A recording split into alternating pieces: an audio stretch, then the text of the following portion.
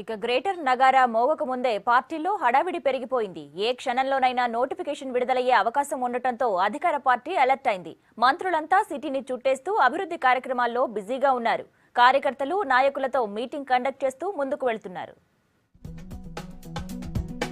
Greater ఎన్నికలకు time దగ్గర పడుతున్నా కొద్దీ అధికార పార్టీ స్పీడ్ పెంచింది.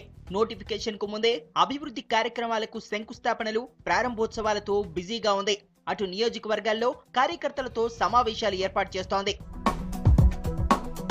హైదరాబాద్ అభివృద్ధి చెందాలంటే గ్రేటర్ ఎన్నికల్లో టీఆర్ఎస్ ను గెలిపించాలన్నారు మంత్రి ఈటెల రాజేందర్. మల్కాజ్గిరిలో పార్టీ నాయకులు, కార్యకర్తల సమావేశంలో పాల్గొన్న ఈటెల ఎన్నికల్లో అంతా సమిష్టిగా పోరాడి అభ్యర్థులను గెలిపించాలని కోరారు. జన్మలెత్తిన ఎమ్మెల్యేగా కాకపోతుంటది, కానీ తెలంగాణ ఉద్యమ పుణ్యమాని తెలంగాణ ప్రజల ఆశీర్వాదంతో ఎమ్మెల్యే గెలిచిన అని చెప్పి ప్రకటించుకున్నాను. గ్రేటర్ ఎన్నికల్లో టీఆర్ఎస్ 100 సీట్లు గెలుచుకుంటుందని ధీమా వ్యక్తం చేశారు మంత్రి కేటీఆర్. ఉప్పల్ నియోజకవర్గం మల్లాపూర్లో మంత్రులు కడియం శ్రీహరి, మహేందర్ రెడ్డితో కలిసి పర్యటించిన కేటీఆర్ డివిజన్ల వారీగా ఇన్ఛార్జీలను నియమించారు.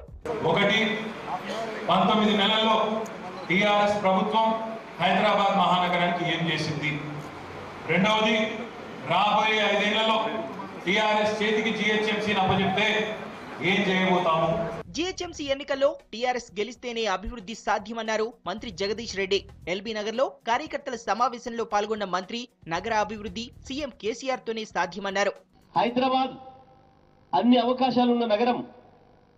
నిజంగానే ముఖ్యమంత్రి గారు చెప్తున్నట్లుగా, ముఖ్యమంత్రి గారు కలలు కంటున్నట్టుగా ఈ దేశంలో కాదు ప్రపంచంలోనే ఎవరైనా ఒక సుఖశాంతులతో బ్రతకాలంటే, ప్రశాంతంగా బ్రతకాలంటే అది హైదరాబాద్ మాత్రమే అని చెప్పి అనుకునే పరిస్థితి రావాలంటే కేసీఆర్ గారి నాయకత్వంలో నడుస్తున్న టీఆర్ఎస్ పార్టీ ఇవాళ హైదరాబాద్ నగరం మీద జెండా ఎగరవేస్తేనే, గులాబీ జెండా ఎగరవేస్తేనే అది సాధ్యమైందని.